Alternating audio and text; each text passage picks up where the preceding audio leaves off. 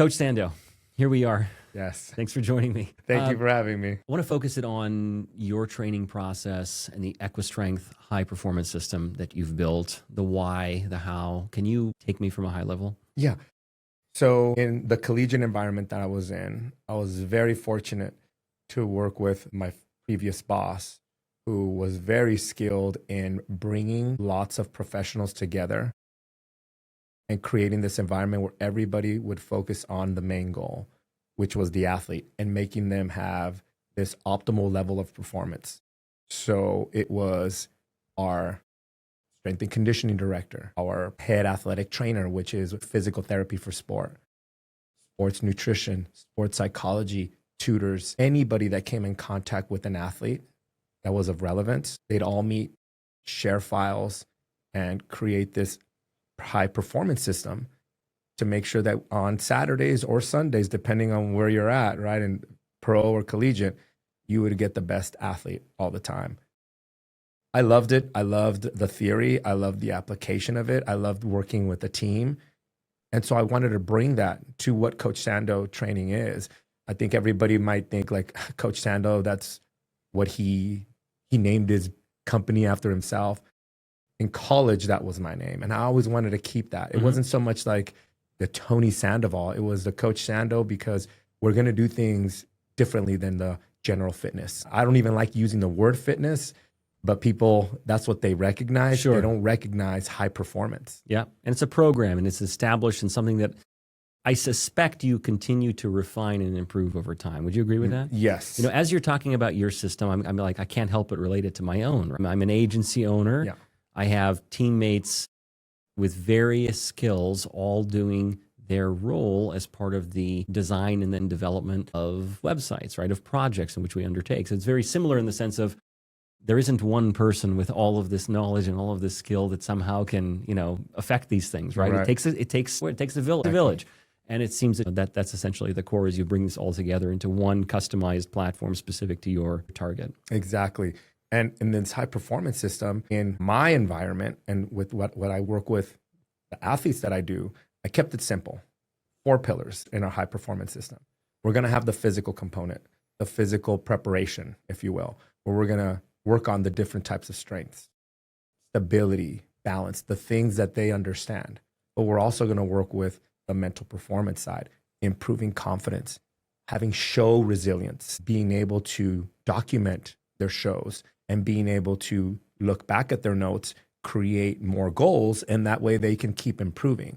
Nutritional guidance. And it's not just like, hey, lose weight, which I know that's very popular. And for a lot of people, it would improve their health and wellness. And I'm not saying we don't do that, but we're more on the sports performance approach. What do you need to make sure that you're fueled properly so that you can make the best decisions possible? And believe it or not, nutrition can also help with your nerves, because you're taking energy from your nerves and you might be expending them in a way where now when you're riding, you might feel tired. You are what you eat, right? Or the adrenaline burns up so much calories that you are hyperventilating yourself into being tired. And so you think, oh, I need more cardio. Well, most riders don't eat before they show because they get too nervous. So it starts to work itself all together. Like the problem is not just one thing. Yes. It's a combination of things. So in our program, we want to address the physical, the mental, the nutritional. And the last part is, and this is going to sound maybe surprising, but pain-free. The amount of people that ride hurt or never went to physical therapy was alarming to me at first. But it's made me grow into a way better strength and conditioning coach, because we've helped so many people with injuries get back to riding and riding closer to what they were like before they were injured. Wow. So that's our 4-part system. And it's also, correct me if I remember, you explained to me previously, it's the technology component and it's data driven, right? It's not just like coming back to the process. You're looking at the numbers, you're paying attention to the details. Please explain that. I use a company out of Australia called Evolved Performance, and they offer assessment solutions for athletes. We used to use different types of technology in the collegiate and professional realm, but they were never portable. And one day I got a call from a friend, and he worked for the company, told me about them, and I was like, I know what all this is. You just needed to be in a lab to make this happen. And so I partnered with them, and I started to run clinics and collect data. And it wasn't just to collect data. What I was doing is trying to figure out what makes an equestrian athlete for a specific discipline, but just in general. If I were to ask, if somebody were to ask me what makes a basketball player, we have all types of data for basketball. They need to be able to jump a certain amount of speed, but what's the rate of force development? And we could talk about these big science words that equal performance. But just think, every sport in the world has this menu that you train to help them become a better athlete. This menu is non-existent for equestrian athletes. Wow. I set out to be able to go to other states that really are the hubs of riding and run clinics and collect this data and use this data to build, if you will, like some type of score that I can give them so that I know exactly what type of strength you need. Balance, what's going on with your body when you're balancing. Asymmetry, I can give you a number now that tells me how far off you are. And that way I know how or what should be the big rocks that I focus on so that your training plan is not only specific to you, but we're focusing on the KPIs that are going to improve your riding. Understood. Wow. Let's say you're onboarding a new client. What's the first assessment look like? And, is it more important than others? Why is it so important? Can you speak to that? Yeah. So when someone first gets on a Zoom call with me, so if they're not in person, they're not in a clinic, I ask for riding videos. So I start doing a biomechanical assessment of the riding. And people will always ask, are you like a trainer? Are you going to tell me how I'm riding, or do you even have the expertise? No, that's not my role. My role is to look at how you're riding, start diagramming some things on there so that you can see your symmetry, your asymmetry. Look at your horse and its movement and seeing how good is the partnership, not the skill of what you're doing, but what your body's looking like and what potentially could be causing these asymmetries, leaning one way or the other, not looking balanced, maybe making the horse react a certain way, or the horse comes with certain injuries, or they themselves are imbalanced. And so we start looking at that and going, okay, now I know what that looks like. I know what your skill set is like. Now let me match it with this postural assessment that I can do online that I've been doing since I started working with people online in 2018. And it's a series of postural pictures, if you will, and movement screens to let me know what tools does your body have to ride. And 100%, what I see off the saddle with this movement screen, it's exactly what happens when they're on their horse. So now I'm super confident with my movement screen when I'm online to be able to explain to people why you're riding like this when they've given me all the context. Sure. Like the horse has got its injuries and this history of doing X, Y, and Z. But for the most part, I always get excited when I present that information to my people and say, we can fix this. And that, does that lean into the, like, you've got to decide what's the focus of the training, right? Like, Right. is it generally like you've got your 4 key areas, right? Right. And the assessment is the thing that's saying, okay, here's what I've done. Here's the data behind it. You said, I'm literally proving to you that this is it. Is that how you determine like what's the most critical thing that needs to be done next? Yes, because I'm matching the results from the testing to the data that I've collected and the normative data that gives me a direction, if you will, on what's more important or how for their sport, certain muscle groups need to be working together better. So that way they can accomplish more symmetry, a lot of balance. Even people always mention core training and having a strong core, but it's more about integrating the system. When you're riding, you never just feel like one specific thing. The whole body has to work together. And that's what I'm trying to identify as, what does that mean? And from a numbers perspective, what does that mean? And so now we've gotten to a point where for each specific discipline, we have data. And I was going to say that, and please educate me on, there's disciplines within equestrian, right? And there's focus depending on that specific discipline. Is that correct? Correct. It's how you approach it is different. Yes. Right? Tailored, excuse me. Yeah. Yes. So each discipline even has different breeds of horses. Interesting. Because it's like a specific athlete. A very popular sport or a discipline is called dressage. Those are more of like the linebackers, very big, beefy horses, but they are good movers. They like to dance. Well, with that type of horse, you need a specific skill set as well. You need a specific range of motion. You need to be able to do all these riding specific things. Now you get on something a little bit more athletic, braver, like jumping. Well, now your skill set has to change because now you have to not only absorb force, but you have to dissipate force. You have to learn how to be a lot more balanced because when you're jumping and you're landing, you have to be able to be in a good spot, not just for you. Also for the horse, exactly. Right? Yes. Exactly. So you start to identify what are some areas that from professionals that I work with, what are their KPIs? What are you chasing? And that way, if I know what they're chasing, I have a roadmap to see where I'm going to be able to take these people. And how far off you are from that, right? Yeah. And how far they are. They are, yeah. When I test them and they make sense because when I do work with my professionals, they're the ones that sign off on this. I bring ideas and they go, this is awesome. This is exactly what I was feeling. I just never could figure out how to fix it or what the numbers were like, but now I can see exactly what's going on. Even to the extent of like testing reaction time. That's like our next, that's a little bit of a spoiler alert. In 2026, we're going to be getting into deeper traits that equestrian athletes should be focusing on. As you're speaking about this, it's like how deep down the rabbit hole do you want to go? And to me, I'm just thinking out loud, if I was an equestrian professional and I was looking to up my game, I want to work with someone that is deeply invested in exactly what it is that I do. You speak the language, you understand my issues. It's not a generalist, right? You're not a generalist at all. You're a specialist in a very specific thing. And I think that that's so interesting and unique. Can you just like walk me more? Again, I understand the high performance program. I understand the different segments and that there's teammates of yours that are all collectively coming together in order to care for the individual, the rider, right? Your client. Maybe speak more on what that looks like and maybe what a day in the life of, or maybe like how long do these engagements tend to go on for? I think these are all interesting points that are, I'm certainly interested. So once we get that baseline down and we understand where we're going, what we need to do to get there, and everybody's clear on expectations, not just the client with me, but myself with the client.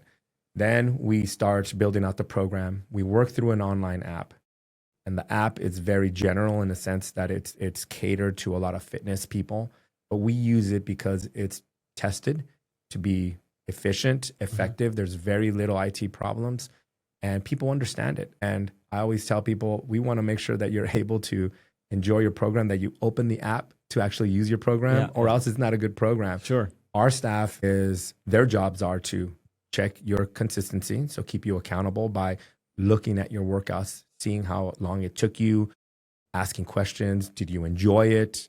What were some issues? That way we can keep growing, not just the physical part of training, but also the mental part. Because a lot of these people, you would think that they have this habit of fitness.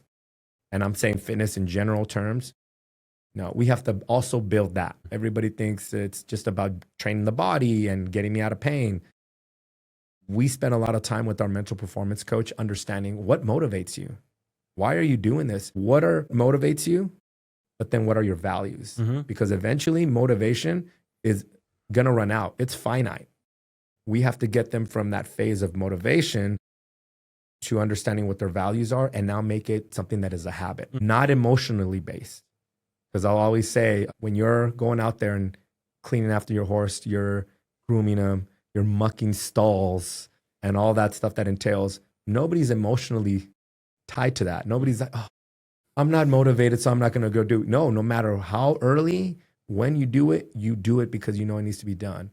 My hopes is that we can create riders that they feel the same way about themselves. It is not emotionally based. So in our program, our mental performance coach helps people understand what is it going to take for you to be consistent. And then our nutritionist also comes in and talks to them. And the talking time frame is what works best for the athlete. It might be once a month, it might be twice a month. But what we try to do is make sure that the nutritional component matches what's going on with your training. So if you're trying to, let's say, yes, part of the big goal is to lose a couple pounds because it will impact your horse. Well, we have a system on where she knows, the nutritionist knows what we're doing in the training side. And so she gives them enough calories to make sure that they recover properly, but are in that range where they're seeing healthy weight loss, pending that everything else is looking good. Yeah, one arm is talking to the other arm. It's Exactly. cohesive, yes. And as well, if the nutritionist, Yeah. if our nutritionist knows, we all talk to each other that's going to be the journey that we're on first, then she's going to talk about the consistency aspect, understanding the behavioral changes that need to happen. So we're giving this athlete all of the tools necessary to make sure that they can accomplish their goal in spite of themselves. Yeah, understood. Wow. You said the word recovery, and it sparked my, just thought on that subject. It's like, maybe talk to the importance of recovery, maybe post-training, prevention of injury, what's being done. Like, can you just give me your general philosophy on the subject? Yeah.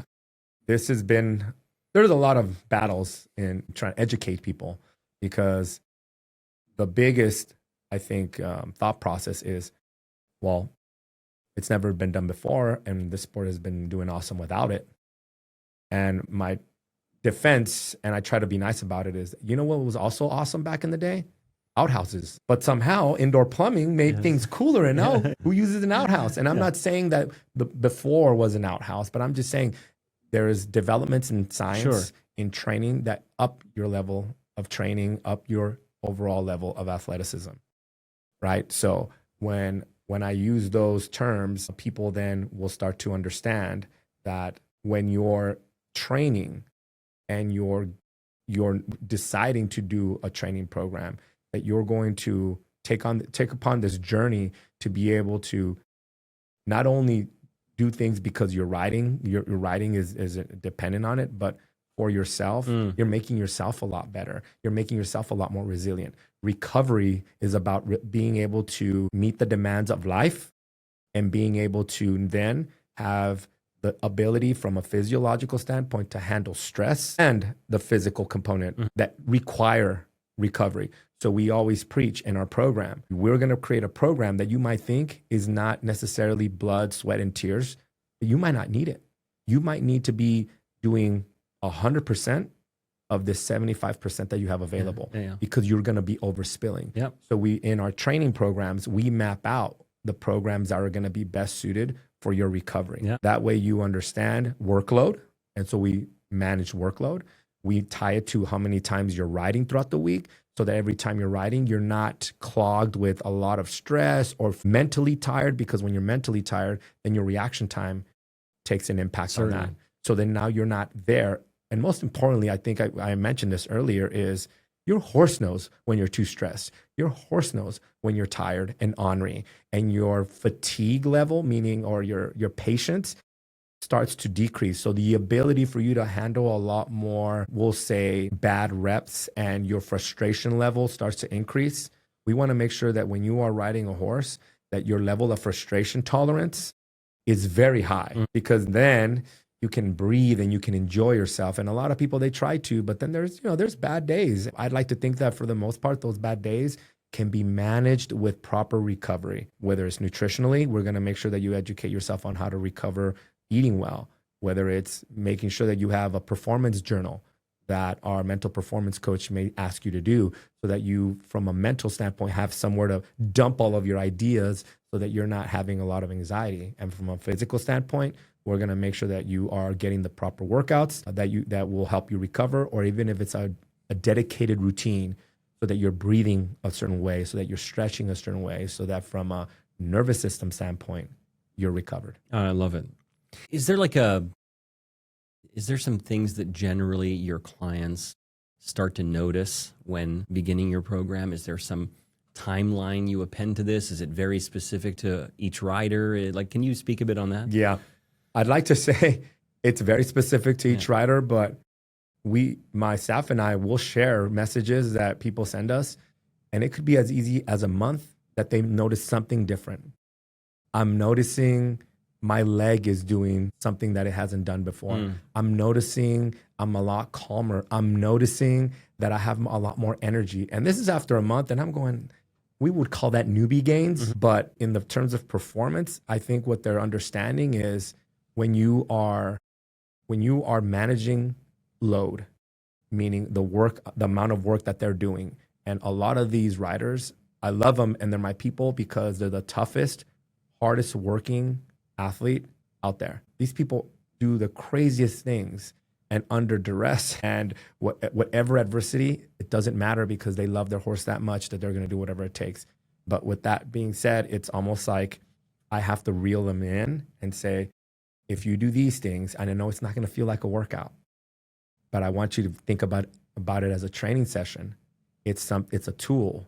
And if you do these things and you follow the plan in a month, you're probably going to feel better because they're just they're just they have more energy. Yeah. They're just more recovered. So a lot of people will say, "Oh my God, I feel so much better and I'm not even working hard." You are working hard, but your definition of hard work is more is better. Mine is no, better is better. I love that. Wow. You've done a tremendous job in summarizing your training approach in a short amount of time. No, really, I got a lot out of it. Any other point you want to make with respect to this, or should we round it out? I mean, I thought it was very informative. If I were to say something about our training for us, it's not something groundbreaking in the sense of the strategies and the methodologies we use. It's all about the sports performance philosophies that I learned from a lot of my colleagues, from schooling, and a lot from experience. What I think I would want people to understand is you have to learn how to differentiate what it is to be generally fit and then what to be fit to meet the demands of your sport. I hope that people get that, because people will say, well, does that mean Pilates is not good, or yoga is not good, or my general fitness classes, my Orange Theory? I'm not saying those are not good. Mm-hmm. Those are great. But if you look at those classes, ask yourself, how many of them own a dressage horse? They're just not tailored for your sport, period, right? It's just not tailored to the sport. And you've said it before, there are very specific things that are important for your specific sport that need to be addressed by a professional, or it's just an oversight. Exactly. I get it. And they get results. And I'll say that in air quotes only because I know that that's a general response to doing general fitness. Mm-hmm. Of course, you're going to feel better. Mm-hmm. But when you look at getting to the next level for your horse, because their horses do next level stuff, you'd want to match it by doing something more specific to you. Heard and agreed. I learned a lot. Thank you. You're welcome.